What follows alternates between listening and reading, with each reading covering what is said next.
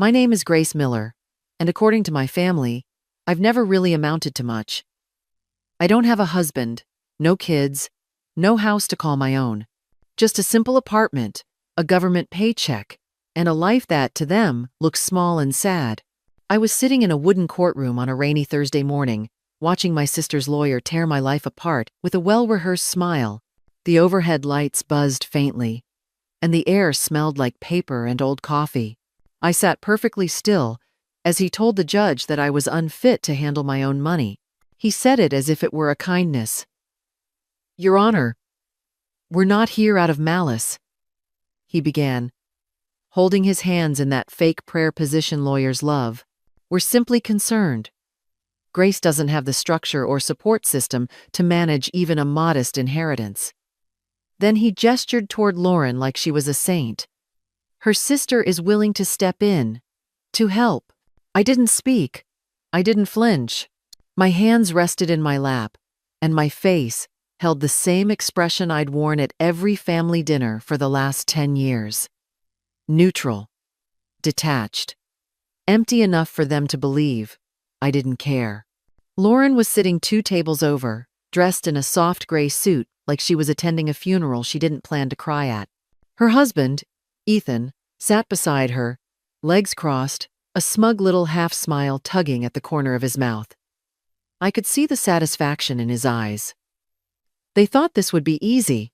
It wasn't about the money. The amount left to me wouldn't even cover their weekend in Aspen. It was about control. It always had been. Lauren couldn't stand the idea that something in the family wasn't under her watchful eye. To the rest of the courtroom, I looked like the story they'd told. The overlooked sister, the lonely clerk, the woman who couldn't quite keep up. I made sure of it. Let them think I was weak.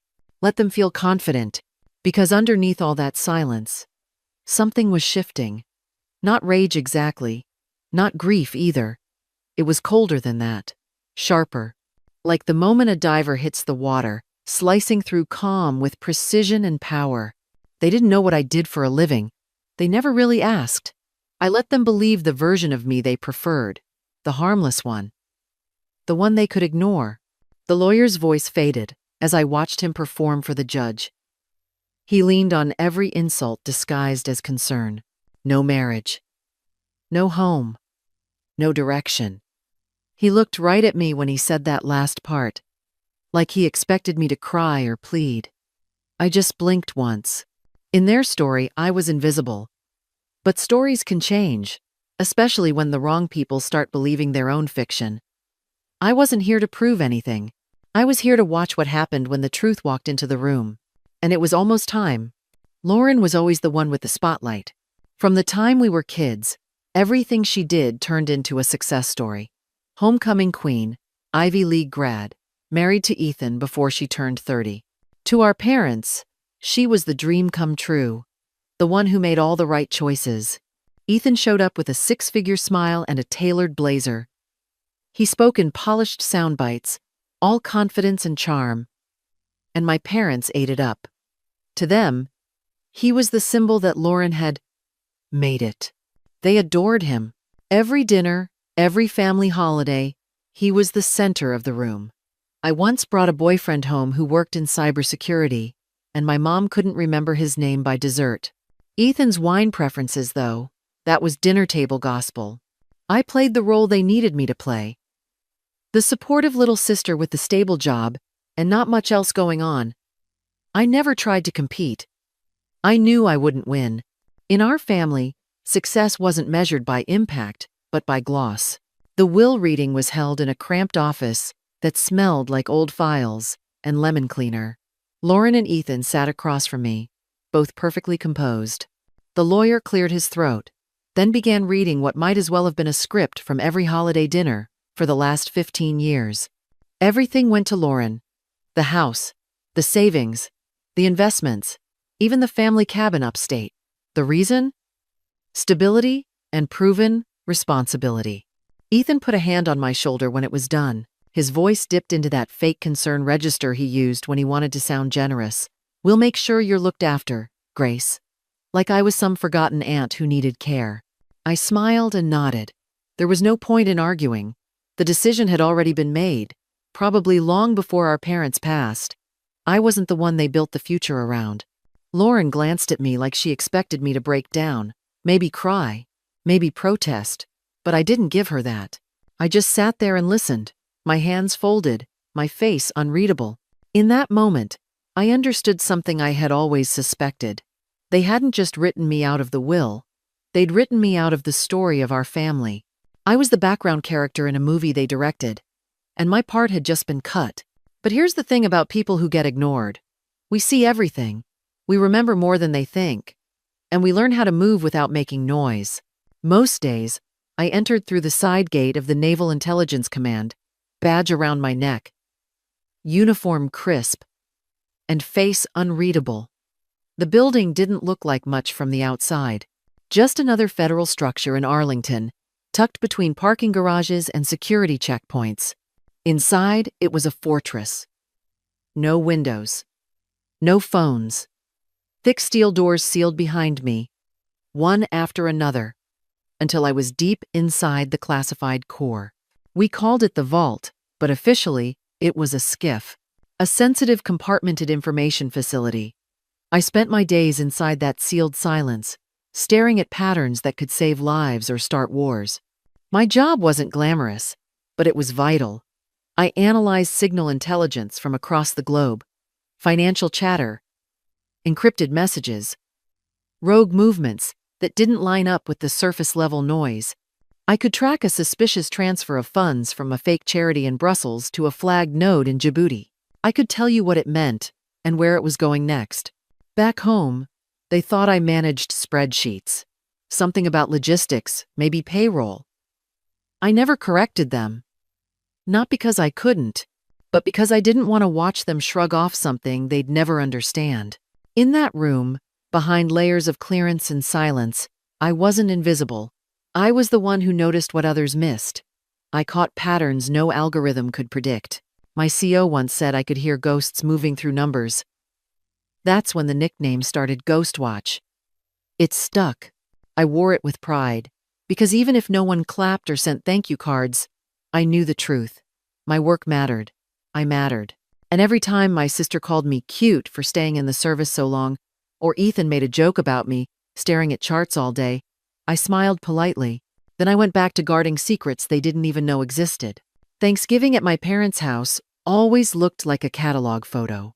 Polished silverware, linen napkins, candles burning just enough to make everything look expensive. Lauren handled the seating chart. Ethan brought the wine. I brought a pie and a story I'd never get to finish. Dinner was halfway through when Ethan started in about his latest deal. Something about closing on a biotech fund with overseas backing. My parents leaned in like he was reading from scripture. My dad actually took notes on a napkin. When there was finally a pause, I cleared my throat. I mentioned, quietly, that a long-running cyber threat in Southeast Asia had been neutralized, thanks to our team's work, tracing an unusual pattern in encrypted maritime signals. I'd helped shut down a funnel that was funding insurgent groups. Silence. My mother smiled like I'd just said, I learned to bake.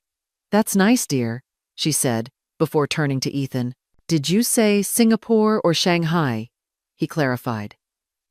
They laughed. I took another bite of mashed potatoes and let it pass. After dinner, Lauren pulled me aside near the kitchen. She was holding her phone, showing me a picture of a navy blue pantsuit. This would look so good on you, she said, tapping the screen. It's sharp, but still feminine. You need to show people you're serious if you want to move up. I looked at the suit, then at her. She meant well. She always did. That was the hardest part. She thought she was helping. She didn't know I'd been promoted 3 months earlier. That my current title had the word commander in it. That my evaluations came with words like strategic asset and mission critical. I didn't tell her. What would be the point? The uniform was just cloth to her. Not a signal. Not a symbol. Just another thing she thought needed fixing. The day I read the motion to declare me unfit to manage my own inheritance, I didn't get angry. I got quiet. That dangerous kind of quiet where everything inside goes still. like the surface of water before a storm. Ethan had crossed a line. He and Lauren weren't content with what they had. They wanted control over what little was left to me, as if erasing me from the will wasn't enough. I didn't scream. I didn't argue. I logged into a secure system that most civilians don't know exists and started to look. Not as a sister, not as a daughter, as an officer. Ethan loved to talk. Dinners, parties, and even in his LinkedIn posts. He bragged about acquisitions and international clients, about offshore diversification. I'd always tuned him out before. This time, I listened. He gave me everything I needed: names, locations, timeline, enough to build a profile. I wasn't breaking any laws. I wasn't accessing classified data. I was connecting dots in plain sight. The difference was, I knew how to see the ones no one else noticed. I tracked a pattern that started in the Caymans and ended in Nevada. Shell companies stacked on top of each other like paper dolls. Transfer amounts just under the federal reporting threshold. Different names. Same IP addresses. All roads led to Ethan. I didn't call anyone. I didn't send a warning shot. I drafted a report the way I'd done dozens of times before, in cases that would never touch my personal life. Then I scrubbed it of anything that could trace back to me, and submitted it anonymously through the internal flagging system. One of the benefits of working in national intelligence is knowing where the tripwires are. What happened next was out of my hands, and that was the point. I wasn't seeking revenge. I wasn't even angry anymore. I was correcting the record. Ethan thought he could take everything because he believed the story they all told about me, that I was nothing more than a quiet background character, that I'd never fight back. He didn't know I'd been trained to watch, to notice, to act without being seen. Every morning after that, I went to work like nothing had changed. I briefed commanders. I ran an analysis on encrypted chatter in the Baltic. I drank bad coffee and updated threat maps. And every now and then, I checked the case file I wasn't supposed to know existed, the one marked Ghost 2-1. It was growing, quietly, steadily, like frost spreading across a windshield. Lauren's lawyer pushed the case forward, confident they would win by default. They painted me as unstable, detached, the lonely sister with no roots and no real future. I let them. The closer they got to the hearing date, the calmer I became, because I knew something they didn't. The investigation was no longer mine. It belonged to an entirely different branch of government. And soon, Ethan's perfect world was going to crack. He just hadn't heard it yet. But I had. I could feel it, like the low rumble of a submarine, cutting silently through dark water. Something was coming, and it had my fingerprints all over it. When Lauren's lawyer filed the motion to question my mental competence, I told mine to accept the hearing without delay. No objections. No counterfilings. Just pick a date and agree to show up. I already knew when the arrest was scheduled. The federal task force had moved fast. By the time we received the court summons, Operation Cold Ledger had its net halfway closed around Ethan. All I had to do was give them a location. And I did.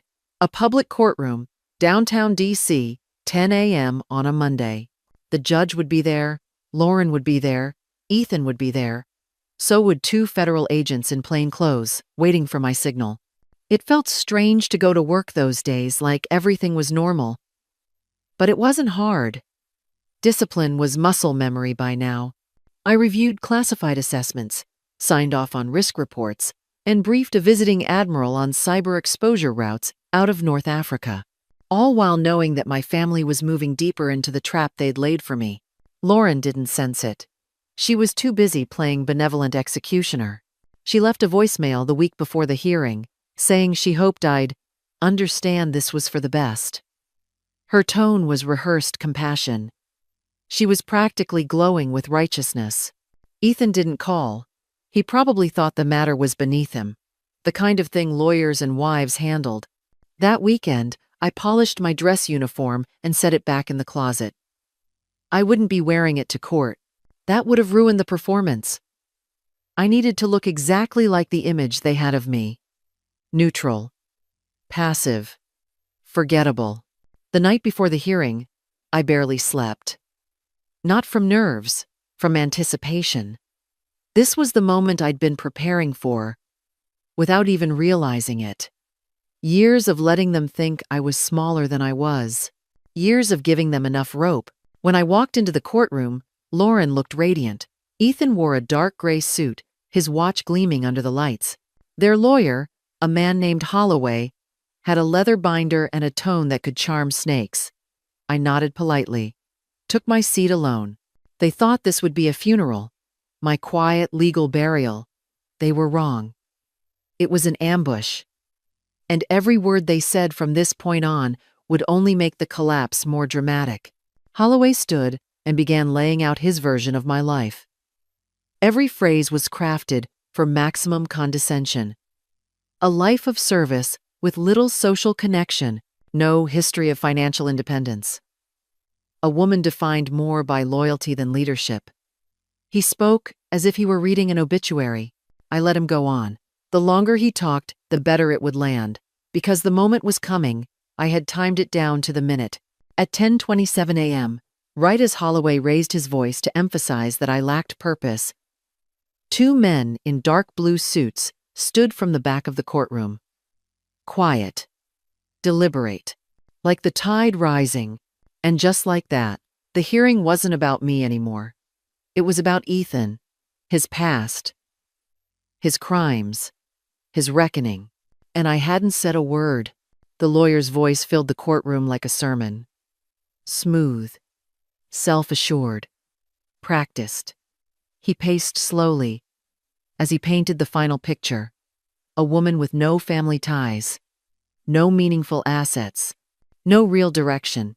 He turned toward the judge, hands folded in front of him like a priest, ready to offer a final blessing. "Your Honor," he said, voice thick with hollow sympathy, "we are looking at a person with no family, no property, and frankly, no purpose." He let the words settle as if they'd just closed the case with finality. That's when the sound came, a soft shuffle of leather soles against polished wood. Two men stood at the back of the room. Navy suits, tight expressions, badges in hand. One of them raised a folded document. "Apologies for the interruption, Your Honor," he said. "Federal agents, we have a warrant for the arrest of Ethan Graham." Silence cracked through the room like a thunderclap. Ethan's head jerked toward the sound. His mouth opened, but no words came. Lauren turned pale in an instant. Her eyes searched mine, then darted back to her husband, like she was waiting for him to fix it. The lawyer froze mid-step. His binder slipped slightly in his hand. "I'm sorry," he stammered. "There must be some mistake." "There's no mistake," the lead agent replied. "Multiple counts. Wire fraud. Money laundering. We suggest you don't resist."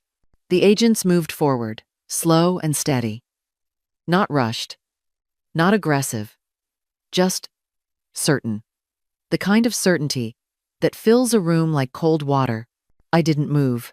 I didn't blink. I just watched as Ethan stood up and tried to speak. But whatever words he had rehearsed were gone. The smirk, the swagger, the unshakable cool, all of it disappeared when the cuffs clicked around his wrists. Lauren gasped. "What is happening?" she cried. "What did you do?" Her voice cracked, raw and high. "Grace!" I turned my head and looked straight at her. Calm, steady, empty. "I just followed the pattern," I said. "It's what I've been trained to do." She stared at me like I'd turned into someone else. Maybe I had. Or maybe, for the first time, she was just seeing me clearly. The agents walked Ethan down the aisle, past the rows of silent spectators. He didn't look back. No one clapped. No one spoke. Just the sound of measured footsteps and the low hum of shattered illusions. The judge said nothing. The hearing was over, in more ways than one. I stood slowly, picked up my single folder, walked out without a glance at anyone. Outside, the sun hit hard against the pavement. Reporters swarmed, like bees around a man no longer worth quoting. Cameras flashed, Lauren screamed. Her lawyer said nothing. I walked past all of it. The world had tilted. The roles had reversed. And the woman they thought had no voice had just changed the story without ever raising hers. 6 months later, I stood at the edge of my new apartment's balcony, watching the tide roll in. It wasn't a mansion or a luxury penthouse, but it was mine. Paid for by years of service and a job done right. I'd been promoted to commander. The ceremony was quiet, just the way I wanted. No speeches, just a firm handshake from my superior and a nod of real respect from my peers. Most days, I still wore the uniform. I led a team now. Younger officers who reminded me of who I used to be. But my evenings were my own. I'd cook something simple, pour a glass of wine, and sit by the window as the horizon swallowed the last light of day. That's where I was when my phone buzzed. The number wasn't saved, but I didn't need to see the name to know it was Lauren. The message was short. I lost everything. Please, I need your help. I read it twice. There was no anger left in me, no pain, just silence. I set the phone down without replying. A full minute passed before I picked it up again. I hit archive and watched the screen fade to black. Outside, the water shimmered. The moon was out. I could hear the distant hum of a cargo ship cutting across the dark. Letting go wasn't a grand gesture. It was this. A quiet choice to stop carrying what wasn't mine. My family once measured worth by titles, by houses, by appearances. But I had learned to build my own definition. Strength didn't come from what people gave you. It came from what you earned. Quietly, while no one was watching. This was my life now. And finally, it was enough.